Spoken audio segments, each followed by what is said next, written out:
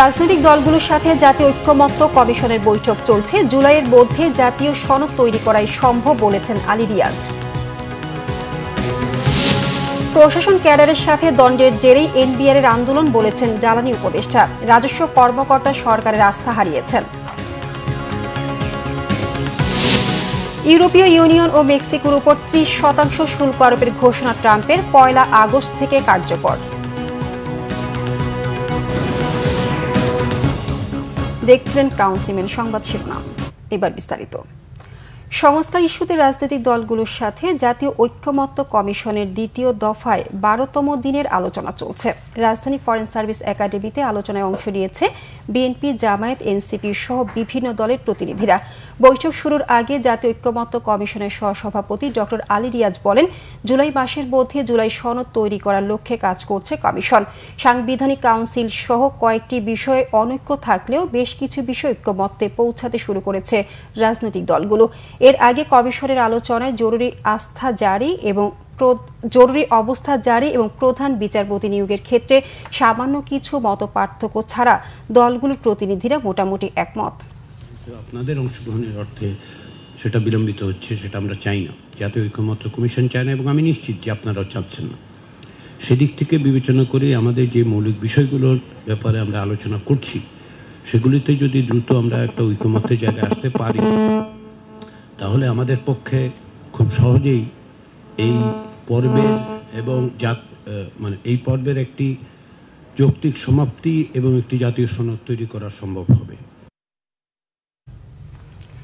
বিদ্যুৎ ও জ্বালানি উপদেষ্টা মোহাম্মদ ফাউজুল কবির খান জানিয়েছেন, এনবিআর এর আন্দোলন প্রশাসন ক্যাডারদের সাথে দ্বন্দ্বের জেরে হলেও তা এক পর্যায়ে সরকার বিরোধী আন্দোলনে পরিণত হয়েছিল। সচিবালয়ে সাংবাদিকদের তিনি আরও জানান, এনবিআর নামটা আর থাকবে না, দুটি বিভাগ হবে। রাজস্ব নীতি এবং রাজস্ব বাস্তবায়নের সচিব কে হবেন এবং ঊর্ধ্বতন পদগুলোতে নিয়োগের বিষয়ে নীতিমালা করতে হবে। বলেন, এনবিআর কর্মকর্তারা সরকারের প্রতি আস্থা হারিয়েছেন। আস্থার চির দূর করতে কর্মকর্তাদেরই আচরণ পরিবর্তন ও রাজস্ব আহরণের মধ্য দিয়ে আস্থা ফিরিয়ে আনতে হবে। এনবিআর কর্মকর্তাদের আতঙ্ক দূর করতে অভয় দেওয়ার কিছু নেই বলেন ফাউজুল কবির খান। উপদেষ্টা জানান, অধ্যাদেশটাতে চাতুরতার আশ্রয় দেওয়া হয়েছে। ফিল্ড ভিজিট হয়ে গেলে অধ্যাদেশে প্রয়োজনীয় সংশোধন হবে। নিশ্চিত করা হবে প্রশাসন ক্যাডারে খবরদারি যেন না থাকে। মার্কিন পাল্টা শুল্ক শুধু ট্যারিফের বিষয় নয়, এর সাথে কৌশলগত অবজেক্টিভও রয়েছে বলে মন্তব্য করেন জ্বালানি উপদেষ্টা। চট্টগ্রামে জুলাই গণ অভ্যুত্থানে হতাহতের ঘটনার মামলা নিয়ে চলছে রমরমা বাণিজ্য। এরই মধ্যে অর্ধশত মামলায় 700 আসামির নাম বাদ দিতে আদালতে 360টি আবেদন ও হলফনামা দিয়েছেন বাদীদের পক্ষ থেকে। আর এসব মামলা থেকে রেহাই পেতে জনপ্রতি 50,000 থেকে লাখ টাকা খরচের অভিযোগ উঠেছে। নাগরিক সমাজ বলছে, বর্তমানে এজাহার ও গ্রেপ্তার বাণিজ্য দুটো সমান তালে চলায় মানুষ সীমাহীন হয়রানির শিকার হচ্ছে। যদিও ন্যায় বিচার নিশ্চিত করার কথা বললেন সরকারি কৌশলী। চট্টগ্রাম থেকে সাইফুল ইসলামের ক্যামেরায় নাসির উদ্দিনের রিপোর্টে বিস্তারিত। চট্টগ্রামে জুলাই গণ অভ্যুত্থানে হতাহতের ঘটনায় মামলা হয়েছে 150টি। এসব মামলায় এজাহার নামীয় আসামির সংখ্যা 13,000-এরও বেশি। অজ্ঞাত আসামির সংখ্যা অন্তত 30,000। মামলায় ঢালাও আসামি করার অভিযোগ উঠেছে। পতিত আওয়ামী লীগের নেতাকর্মী যেমন আছেন, তেমনি আছেন একেবারে বিভিন্ন পেশার সাধারণ মানুষ। 5 লাখ থানা দায়ের করা মামলার বাদী হচ্ছে দুলাল। সেখানে আমাকে এবং আমার ছোট ভাইকে সে এজাহারভুক্ত করে। যেই দিন এজাহারভুক্ত করে ওই দিনেই সে তসলিম নামে এক ব্যক্তিকে পেয়ে বলল যে এদেরকে মামলা একটা তো অলরেডি দিয়ে দিছি, আরও 8-10টা মামলা জড়াবো, দেখি কয়টা মামলা তারা পেশ করতে পারে।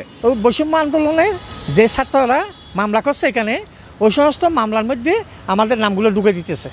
এরই মধ্যে অর্ধশত মামলায় 700 আসামির নাম বাদ দিতে আদালতে 360টি আবেদন ও হলফনামা দিয়েছেন বাদী। 16 জুলাই মুরাদপুরে গুলিতে নিহত দোকান কর্মচারী মোহাম্মদ ফারুকের বাবা ভ্যান চালক মোহাম্মদ দুলাল, আজম নাসির সহ 269 জনের বিরুদ্ধে 5 লাখ থানায় মামলা করলেও মামলা থেকে নাসির সহ 45 জনের নাম বাদ দিতে আদালতে আবেদন করেছেন। ভুক্তভোগীরা বলছেন, মামলা থেকে রেহাই পেতে জনপ্রতি খরচ হচ্ছে 50,000 থেকে লাখ টাকা। উনি জামাত করেন, উনি আমার নামে এই অভিযোগগুলো দিচ্ছেন। আমরা তো ভিকটিম হয়ে গেলাম। একবার আওয়ামী লীগের ভিকটিম ছিলাম, আজকে দেখতেছি যারা পলিটিক্স করতেছে, তাদের ভিকটিম হয়ে গেলাম। আমি কোনোদিন জীবনে কোনো পলিটিক্স করি নাই। মনে করছিলাম আবার শান্তিতে আরামসে থাকতে পারবো, দুনিয়ার টাকা পয়সা খরচা করছি, আবার জায়গাটা ঠিক করে রাখলাম। এই এখন শুরু হয়েছে, এখন টেনশনে আছি, বয়স বেশি হয়ে গেছে, 85 বছর আমার। তো আমরা কি আর সাদা বাঁচবো? এই টেনশনে তো এইখানেই তো মারা যাব। তবে বাদীর দাবি, মামলার বিষয়ে কিছুই জানেন না তারা। সরকারের কাছে আমি ছেলের হত্যার বিচার আমি চাইছি, ওই হিসেবে থানার থেকে একটা মামলা হয়, ওইখানে আমি লাস্টে শুনছি যে 271 জন মানুষের নামে মামলাটা হয়েছে। এটা কে করতে আছে এটা আমি বলতে পারি না। জানি না ভাই, মামলা তো জানি না। হ্যাঁ জানি না, যাবো না বুঝলেন, তোর খারাপ তো অনেক। আমি আসবো কোন ভাই আছে? আমি চিটং শহরে থাকি আর কি। আচ্ছা আচ্ছা, যদি আপনি এফিডেভিট করে সুযোগ দেন, আপনার চাহিদা মতো আমরা আপনাকে পে করবো আর কি। ঠিক আছে, আমি গেলাম, আমি সপ্তাহ আপনার। নাগরিক সমাজ বলছেন, মামলাকে কেন্দ্র করে বাণিজ্য চলছে রমরমা। এখন এজাহার বাণিজ্য এবং গ্রেপ্তার বাণিজ্য দুইটাই সমান তালে চলছে। মানুষের আরও বেশি অশেষ হয়রানির সম্মুখীন হচ্ছে। জমির বিরোধ, ব্যবসায়িক বিরোধ, আধিপত্যের বিরোধ, এগুলোকে কেন্দ্র করে মানুষ আতঙ্কের মধ্যে যেহেতু ছিল, আসামি হয়ে গেলে গ্রেপ্তার হবে, কি নেই হয়, জীবন যেতে পারে, মবের শিকার হবে, মব জাস্টিস সোকল। তো সেই ক্ষেত্রে কিছু লোক এটাকে ফায়দা নিয়ে ব্যবসা বাণিজ্য করেছে, এখনও করে যাচ্ছে। সরকারি কৌশলী বলছেন, এটি তদন্তের বিষয়। এখন বাদী মামলা করেছে, বাদী আবার আদালতে এসে মামলা প্রত্যাহারের আবেদন করেছে, আসামির জামিনের জন্য বিরোধিতা করছে না। এটা মামলার তদন্তকারী কর্মকর্তা প্রতিটি মামলাতে নির্ধারিত আছে এবং তার তদন্ত মাফিক সেটার ব্যবস্থা গ্রহণ করবে। পুলিশ মনে করে, দায়ের হওয়া অনেক মামলার নেপথ্যে কাজ করেছে বিভিন্ন চক্র। Bangla vision news desk. আন্তর্জাতিক প্রসঙ্গ। 1 আগস্ট থেকে মেক্সিকো ও ইউরোপীয় ইউনিয়নের উপর পণ্য আমদানিতে 30% কর আরোপ ঘোষণা দিয়েছেন মার্কিন প্রেসিডেন্ট ডোনাল্ড ট্রাম্প। শুক্রবার নিজের সামাজিক যোগাযোগ মাধ্যম ট্রুথ সোশ্যালে এই তথ্য জানান তিনি। যদি মার্কিন বাণিজ্য অংশীদারদের মধ্যে কেউ প্রতিশোধ নেওয়ার সিদ্ধান্ত নেয়, তবে তিনি আরও বেশি আমদানি কর আরোপ করবেন। পাঠানো চিঠিতে ট্রাম্প ইইউ এবং মেক্সিকোকে সতর্ক করেছেন, মার্কিন যুক্তরাষ্ট্রের বিরুদ্ধে তারা আমদানি শুল্ক আরোপ করলে প্রতিশোধমূলকভাবে 30% বেশি শুল্ক বৃদ্ধি করে পাল্টা আক্রমণ করবেন তিনি। অবৈধভাবে ঢোকা ফেন্টানিলের কারণে যুক্তরাষ্ট্র মাদক পাচারের খেলার মাঠে পরিণত হলেও মেক্সিকো বিষয়টি থামাতে কোনো পদক্ষেপ নেয়নি বলেও এই চিঠিতে ক্ষোভ ঝাড়েন ট্রাম্প। এর আগে পণ্য আমদানির উপর শুল্ক এড়াতে যুক্তরাষ্ট্রকে একটি বাণিজ্য চুক্তির প্রস্তাব দিয়েছিল ইইউ। তবে প্রেসিডেন্ট ট্রাম্পের নতুন করে 30% শুল্ক আরোপের ঘোষণায় ইইউ এর প্রস্তাবটি কার্যকর হওয়ার আশা দেখছেন না বিশ্লেষকরা। ট্রাম্পের এই ঘোষণার তীব্র নিন্দা জানিয়েছে ইইউ এর সদস্য রাষ্ট্র প্রতিনিধিরা। ফিফা ক্লাব বিশ্বকাপ। চেলসি পিএসজি ফাইনাল দিয়ে আজ পর্দা নামছে ফিফা ক্লাব বিশ্বকাপের। নিউ জার্সির বেটলাইফ স্টেডিয়ামে বাংলাদেশ সময় রাত 1টায় মাঠে গড়াবে শিরোপার লড়াই। চলতি আসরে দুই দলের পারফরম্যান্স বিচারে পিএসজি শ্রেষ্ঠত্বকে বেড়ে নিয়েই ফাইনাল খেলতে হবে চেলসিকে। বর্ধিত সংস্করণে 32 দল নিয়ে যুক্তরাষ্ট্রে শুরু হওয়া এই মহাদেশীয় ক্লাব আসরে ইউরোপ চ্যাম্পিয়নের মর্যাদা নিয়ে ফাইনাল উঠেছে পিএসজি। গ্রুপ পর্বে ব্রাজিলিয়ান ক্লাব বোটাফোগোর কাছে 1-0 গোলে অঘটনের শিকার হওয়া লুইস এনরিকের দলটির খেলায় আর কোনো খুঁত খুঁজে পাওয়া মুশকিল। বরং রিয়াল মাদ্রিদের বিপক্ষে সেমিফাইনাল সহ বাকি 5 ম্যাচে যে গোছালো ফুটবল খেলেছে প্যারিসের ক্লাবটি, তাতে ফাইনালের ফেভারিটটি তারাই। মাঝমাঠে সময়ের অন্যতম 3 কার্যকর খেলোয়াড় জুয়াও ডেভিস, ভিতিনিয়া ও ফাবিয়ান রুস দলটির মূল অনুপ্রেরণা।